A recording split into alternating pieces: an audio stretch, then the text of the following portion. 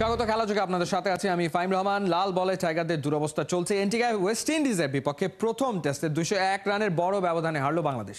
পেসাররা ছন্দ দেখালেও দুই স্পিনারই ছিল সাদামাটা। দুই ইনিংসে ব্যাটাররা সামর্থ্যের প্রমাণ দিতে ব্যর্থ। সেঞ্চুরি হাঁকিয়ে ম্যাচ সেরা জাস্টিন গ্রিভস। সাইফুল রূপকের রিপোর্ট। 201 রানে হার, স্কোর কার্ড দেখে চোখ কপালে উঠতে পারে যে কারো। একই এই টেস্টে একবারও অল আউট হয়নি বাংলাদেশ।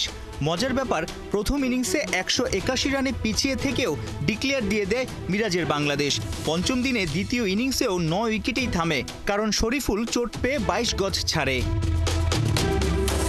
5 দিনের টেস্ট, অথচ একের পর এক ম্যাচে টাইগাররা হারছিল 3 কিংবা 4 দিনে।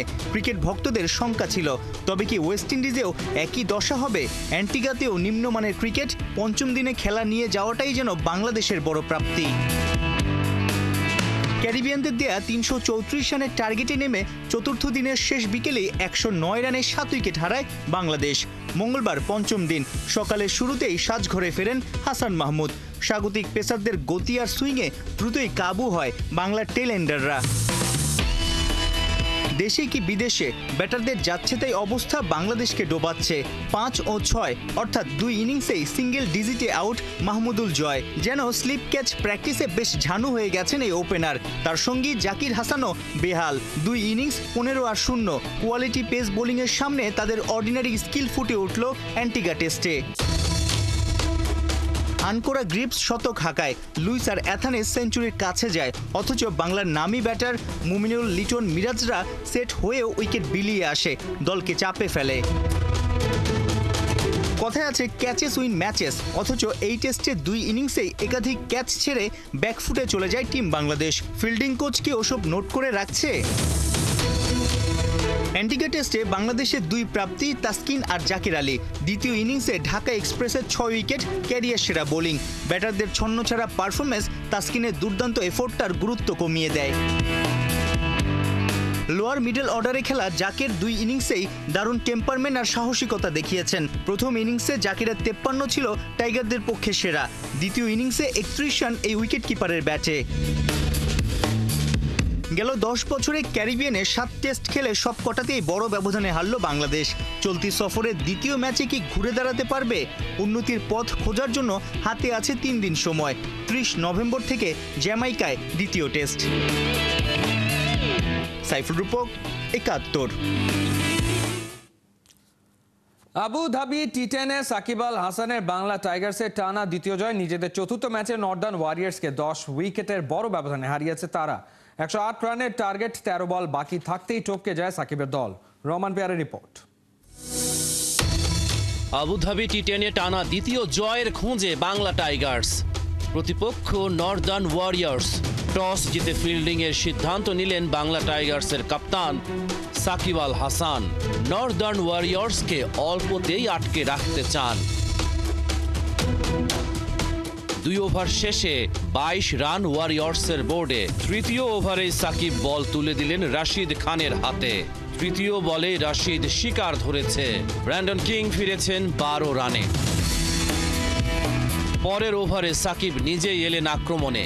উইকেট পেতে পারতেন দ্বিতীয় বলে, তবে ইমরান খান জনসন চার্লসের ক্যাচটা ছেড়ে দিয়েছে। বিশ্বাসই করতে পারছিলেন না সাকিব আল হাসান। 4 ওভার শেষে ওয়ারিয়র্সের সংগ্রহ 1 উইকেটে 33 রান। কলিন মুনরো জীবন পেয়েছে। 16 রান এসেছে লিয়াম লিভিংস্টোনের ওভারে। উইকেটের খোঁজে নিজের সেরা অস্ত্রকে আবারও আক্রমণে আনেন সাকিব আল হাসান। কাপ্তানকে হতাশ করেননি রাশিদ খান। 18 রানে আউট জনসন চার্লস। অষ্টম ওভারে ঝড় তুলেছেন কলিন মুনরো। জশ লিটলের ওভারের প্রথম 4 বলেই 20 রান তুলল। 21 বলেই মুনরোর 50। লিটলের 1 ওভারেই 25 রান তুলেছেন তিনি। সাকিব আর বোলিংয়েই এলেন না। 4 বলে 4 রান করে ওয়ারিয়র্সের বাংলাদেশি তারকা জিয়াউর রহমানের ফেরা। নির্ধারিত 10 ওভারে 5 উইকেটে 107 নর্দার্ন ওয়ারিয়র্সের সংগ্রহটা। জবাব দিতে নেমে আক্রমণাত্মক ভূমিকা শেহজাদ।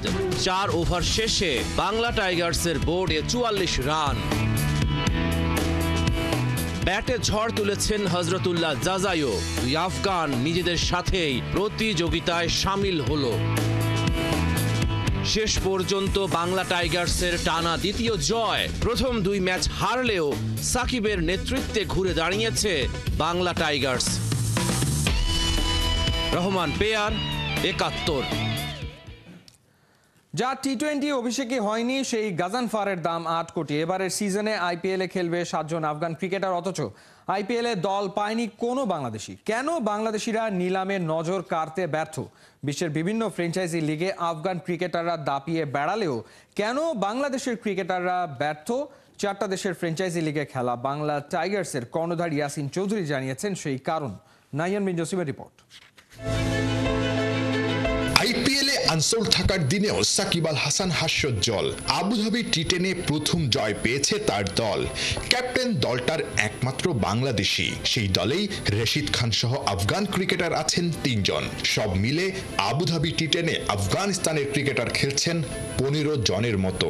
সেখানে সাকিব বাদে বাংলাদেশি ক্রিকেটারদের নিয়ে নেই একদমই কোনো আগ্রহ।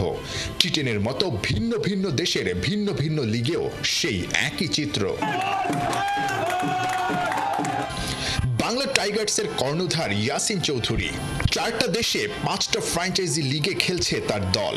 নিজের অভিজ্ঞতা থেকেই তিনি জানালেন কেন একজন বাংলাদেশি হয়েও তার দলে আফগানদের নিয়ে এত আগ্রহ আর বাংলাদেশিরা থাকেন ব্রাত্য। যার কিনা এখনো পর্যন্ত টি-20 অভিষেকটাই হয়নি, সেই গাজানফারকে অলমোস্ট প্রায় 9 কোটি টাকা দিয়ে কিনে নিয়েছে মুম্বাই ইন্ডিয়ান্স। নূর আহমেদ, তাকেও 10 কোটি টাকা দিয়ে কেনা হয়েছে, অথচ বাংলাদেশি ক্রিকেটাররা অবিকৃত থেকে গেছে। আমার সঙ্গে আছেন বাংলা টাইগার্সের ওনার ইয়াসিন চৌধুরী। অনেকদিন ধরে আসলে ফ্র্যাঞ্চাইজি চালাচ্ছেন, আইপিএল এর অনেক ক্রিকেটার তার দলে খেলেন। একটু আপনার কাছে জানতে চাচ্ছি, মানে এই যে বাংলাদেশের ক্রিকেটারদের নিয়ে ফ্র্যাঞ্চাইজিগুলোর আগ্রহটা কম থাকার আসলে কারণ কি? আপনি তো একটা ফ্র্যাঞ্চাইজি চালান। এটার অনেকগুলো রিজন আছে। One of the reason is availability. আমাদের ক্রিকেট বোর্ড থেকে কখনো পরিষ্কারভাবে বলা হয় না যে আইপিএল এর টাইমে তাদেরকে এনওসি দেওয়া হবে। হ্যাঁ, এনওসিটা দেওয়া হয় সাবজেক্ট টু দিয়ে, ন্যাশনাল ডিউটি থাকলে তাকে চলে যেতে হবে। তো আইপিএল এর মতো একটা হাই পটেনশিয়াল টুর্নামেন্টে কোনো দলই চাইবে না। এর আগে আমরা মুস্তাফিজকে দেখেছিলাম চেন্নাই থেকে ভালো খেলার পরে মাঝপথে এবং চেন্নাই খারাপ করা শুরু করছিল। তো চেন্নাই তাকে কেন নিবে তাইলে, যদি তাকে ফুল সিজনের জন্য না পায়? তো ওভারঅল এটা একটা ব্যাপার। আর আফগানি প্লেয়ারদের একটা হাইপ তৈরি হয়ে গেছে বিভিন্ন লিগে খেলতে খেলতে, তাদের যে এক্সপেরিয়েন্সটা গ্যাদার হয়েছে তারা করে নিয়েছে, তারা করে নিয়েছে। তারা কিন্তু আপনাদেরকে সেই সার্ভিসটা এবং দেখেন তাসকিন সম্পর্কে কিন্তু লাস্ট সিজনও আইপিএল এর আগ্রহ ছিল, মুস্তাফিজের জন্য আগ্রহ ছিল, সাকিবের জন্য আগ্রহ ছিল, কিন্তু ফ্র্যাঞ্চাইজি ওনাররা ওরা সবসময় কিন্তু confuse whether they will get NOC or not. এটা আমাদের জন্য খুব হতাশার ব্যাপার। এই ব্যাপারে বিসিবির উচিত নিজেদের একটা মতামত ক্লিয়ারলি তৈরি করা যে আমি এই প্লেয়ারকে আইপিএল এর জন্য ছাড়বো বা ছাড়বো না। হ্যাঁ, সো দ্যাট আর বিদেশি লিগগুলোতে অ্যাটেন্ড করার জন্য সুযোগ করে দিতে হবে। নিঃসন্দেহে শুধুমাত্র কি এই যে মানে এনওসির ইস্যু, নাকি আসলে খেলাধুলার একটা ইস্যু থাকে যেটার কারণেও আসলে আপনার কাছে মনে হয় যে আসলে মানে আপনাদের আগ্রহটা আসলে আফগান ক্রিকেটারদের প্রতি একটু বেশি থাকে? যদি আপনি পারফরমেন্স দেখেন, আমাদের বাংলাদেশি প্লেয়ারদের কিন্তু ভালো না। সমস্যা হচ্ছে আমাদের বাংলাদেশি প্লেয়ার শুধু ঘরেই খেলতেছে, বাইরে বিভিন্ন জায়গায় খেলতেছে না, বাইরের এক্সপিরিয়েন্সটা তাদের ভিতর নাই। হ্যাঁ, আফগানদের সেটা আছে, সেই জন্য আফগানদের উপর কনফিডেন্সটা আইপিএল এর মতো ফ্র্যাঞ্চাইজিগুলো রাখতে পারছে। দল পাওয়ার পর দিনই 15 বলে 50 রানের টর্নেডো ইনিংস খেলে লিভিংস্টোন বুঝিয়ে দিয়েছেন কেন তার দাম আইপিএলে 8 কোটি রুপি ছাড়িয়েছে। রশিদ খান টানা আইপিএলে কেন বারবার বাংলাদেশি প্লেয়ারদের সাথে এমন হয়? ভালো পারফরমেন্সের পরেও কেন দল পাচ্ছেন না মুস্তাফিজরা? বাংলাদেশে খেলেন বলেই কি তবে তাদের নিয়ে এত অনীহা? সাকিব মুস্তাফিজ কি আদৌ আর কোনো সিজনে দল পাবেন আইপিএলে? টাইগারদের নিয়ে এই অবহেলার কথাই জানাচ্ছেন মোহাম্মদ আদনান। ঘড়ির কাঁটায় তখন সময় সন্ধ্যা 7:05। মল্লিকা সাগর ডাকলেন 181 নম্বর সিরিয়ালের প্লেয়ারকে, বলে উঠলেন মুস্তাফিজুর রহমান ফ্রম বাংলাদেশ। মিনিট খানেক ফ্র্যাঞ্চাইজিদের দৃষ্টি আকর্ষণ করতে চাইলেন, কিন্তু হায় একই কেউ তো আগ্রহ দেখালোই না, বরং ফিজের সাবেক দল চেন্নাইয়ের কোচ স্টেভেন ফ্লেমিংও নাসূচক মাথা নাড়ছিলেন বারবার। বিক্রি হলেন না টাইগার পেসারদের ব্র্যান্ড মুস্তাফিজুর রহমান। আর মল্লিকা সাগরের হাতুড়ির নিচে তো জায়গায় পেলেন না সাকিব আল হাসান। আইপিএল এর মেগা অকশনের দ্বিতীয় দিন বাংলাদেশের দর্শকদের পাখির চোখ ছিল সৌদির জেদ্দায়। অকশন টেবিলে রিশাদ মুস্তাফিজদের নাম আনতে আগ্রহ দেখালেও দলে নিতে বিন্দু মাত্র আগ্রহী ছিল না কোনো ফ্র্যাঞ্চাইজি। আর সাকিবের কপালে তো অকশন টেবিলে আসাটাও জুটল না। তবে কি সাকিব মুস্তাফিজদের আইপিএল ক্যারিয়ার এখানেই শেষ? আইপিএল ফ্র্যাঞ্চাইজিগুলো দল সাজাতে বরাবরই দুটি জিনিস প্রাধান্য দিয়ে থাকে। এক, প্লেয়ারদের সাম্প্রতিক পারফরমেন্স। দুই, ভারতের বিপক্ষে পারফরমেন্স। সম্প্রতি সাকিব আল হাসান আবুধাবি টি10-এ বাংলা টাইগার্সের হয়ে খেলছেন। 2 ম্যাচে ভালো পারফরমেন্স করলেও গেল টি20 বিশ্বকাপটা সাকিবের জন্য হয়তো কাল হয়ে দাঁড়িয়েছে। 7 ম্যাচে ব্যাটিং করে মাত্র 106 স্ট্রাইক রেটে করেছিলেন 111 রান। তাছাড়া বল হাতে তার অ্যাভারেজ ছিল 47, উইকেট পেয়েছেন সবে মাত্র 3টি। এবারের আইপিএলে সাকিবের ভিত্তিমূল্য ছিল 2 কোটি রুপি। নিলামের দ্বিতীয় দিন এই পারফরমেন্সের জন্য এত টাকা খরচ করতে চায়নি কোনো ফ্র্যাঞ্চাইজি, তাই আর মল্লিকার কণ্ঠে শোনা যায়নি সাকিবের নাম। তবে কাটার মাস্টারকে নিয়ে কেন এত অবহেলা? এবারের অকশনে মুস্তাফিজের ভিত্তিমূল্য ছিল 2 কোটি রুপি। তার জন্য চেন্নাইয়ের দিকে তাকিয়েছিল টাইগার ভক্তরা, তবে মন গলেনি চেন্নাইয়ের। গেল সিজনে দারুণ খেলা মুস্তাফিজকে নিতে কেন আগ্রহ দেখালেন না চেন্নাই?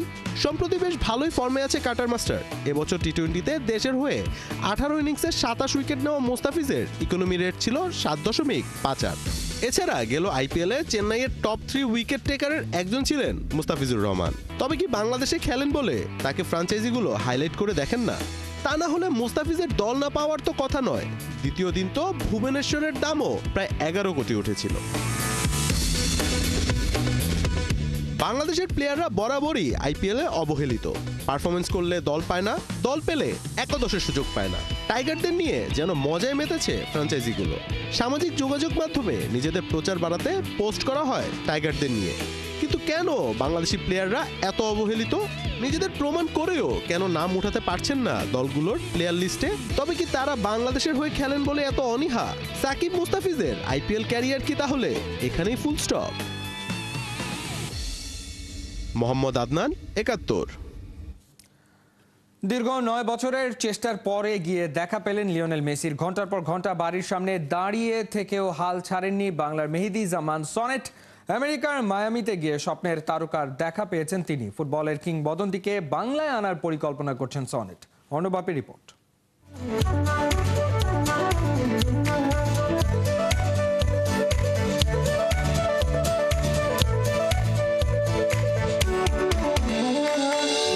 শত বাধার জাল তুচ্ছ হয়ে যায় স্বপ্নের তারকাকে একবার কাছ থেকে দেখার জন্য, একবার ছুঁয়ে দেখার জন্য। বিশ্বজুড়ে লিওনেল মেসির কোটি কোটি ভক্ত সমর্থক, ফুটবল প্রেমীদের স্পন্দন। সবাই চায় তার একটু দর্শন পেতে। সেই দেখাটাই পেয়েছে বাংলাদেশের সনেট। শুনবো সেই গল্প। তাকে দেখার পরে আসলে ওই 10-15-20 সেকেন্ড আসলে কীরকম যায়, কি ওটা আসলে ভাষায় বলে প্রকাশ করা যায় না আর কি। এটা একটা আনবিলিভেবল ফিলিংস ছিল আর কি আমার জন্য। ওকে কি কিছু বলার সুযোগ হয়েছিল, বা আপনার ওর সঙ্গে দেখা করার পর, সেলফি তোলার পর মেসির এক্সপ্রেশন কি ছিল? জাস্ট একটা লাইনই বলার সুযোগ হয়েছিল যে সয়েদে Bangladesh, that means I am from Bangladesh. তো ছবিটা তোলার পরে যখন আমি সেলিব্রেট করছিলাম, তো he was looking at me and smiling. So that was unbelievable feeling আর কি। আসলে ওনাকে দেখার চেষ্টা করছি সেই 2015 সাল থেকে আর কি। তখন তার অ্যাড্রেসটা বের করতে পারি না, শুধু ক্যাম্প নু ঘুরে চলে আসতে হয়েছে। এরপরে আবার 2020 সালে স্পেন গেলাম। তখন আপনার তার বাসার ঠিকানা বের করে ওখানে প্রায় 6-7 ঘন্টা দাঁড়ায় থাকার পরেও সামহাও ওনাকে রিচ করতে পারি নাই। 2022-এ কাতার বিশ্বকাপও চেষ্টা করেছিলেন নিশ্চয়ই? জি, 2022 সালে কাতার বিশ্বকাপেও চেষ্টা করেছিলাম। পোল্যান্ডের ম্যাচে আপনার অ্যানাতোলার সাথে দেখা হয়েছিল। ওইবার অবশ্যই হয়তো আপনারও তার ফ্যামিলি মেম্বারদের সাথে দেখা হয়েছিল আর কি। আপনার আই থিঙ্ক মেসির ওয়াইফ এবং আপনার তার মায়ের সাথে, তার ভাইয়ের সাথে আপনার দেখা হয়েছিল। তো তারপরেও হাল ছাড়িনি, চেষ্টা করে গিয়েছিলাম যাতে একটাবার হলেও যাতে দেখতে পারি আর কি। সামনে থেকে একবার হলেও দেখার ইচ্ছা ছিল। 2 দিনে প্রায় আপনার বলতে পারেন যে 14 ঘন্টার মতো আমার দাঁড়ায় থাকতে হয়েছে। তার মধ্যে 10 ঘন্টা হচ্ছে হলো আপনার শুধুমাত্র ওর বাসার আশেপাশে আমার অবজার্ভ করতে হয়েছে যে ও কোথা দিয়ে যেতে পারে, কোন রুটটা ইউজ করতে পারে, কোন টাইমে আসতে পারে। তো আমি চিন্তা করেছি যে যদি ওর অ্যাটেনশনটা তো গ্র্যাব করতে হবে। তো অ্যাটেনশন গ্র্যাব করার জন্য আমার কাছে মনে হয়েছে যে Argentine jersey is the perfect thing. সে 2 দিনের মোট 4 বার আমার সাথে তার আই কন্ট্যাক্টের মতোই সে ফাইনালি গাড়িটা স্টপ করেছে। আমার এটাই ভালো লাগছে, সে আগে থেকে গাড়িটা স্লো করছে। অনেক কষ্টের পর যেহেতু স্বপ্নের তারকার দেখা পেয়েছেন, নিশ্চয়ই ভবিষ্যতে আরও কিছু পরিকল্পনা রয়েছে। আসলে অবশ্যই আপনার আছে, যেহেতু আমি একজন ফুটবল ফ্যান, আমি ফুটবল নিয়ে কিছু কাজও করে থাকি আমাদের ইন্ডিয়ান শতদূত দত্ত দাদার সাথে আর কি। ইতিমধ্যে আমরা গত বছর এমি মার্টিনেজ এবং রোনালদিনিওকে নিয়ে কাজ করেছি। সামনে আমাদের প্ল্যান আছে হচ্ছে লিওনেল মেসিকে বাংলাদেশে নিয়ে আসা। অবশ্যই গোটা বিশ্বজুড়ে যার ফ্যান, ফুটবলের জাদুকর মেসি, এই বাংলাদেশের মানুষ কিন্তু অপেক্ষায় আছে অন্তত তাকে খুব কাছ থেকে একবার দেখার। সেই চেষ্টাটা কিন্তু চলছে এবং আশা করা যাচ্ছে হয়তোবা খুব সম্প্রতি মেসির বিষয়ে খুব ভালো নিউজ সন্টের কাছ থেকেই আমরা জানতে পারবো। অর্ণব বাপি, ৭১, ঢাকা। চলছে খেলাযোগ সরাসরি সংবাদ অনুষ্ঠান দেখতে চোখ রাখুন ৭১-এর ফেসবুক পেজ এবং সাবস্ক্রাইব করুন ৭১ ইউটিউব চ্যানেল ৭১-এর সাথে।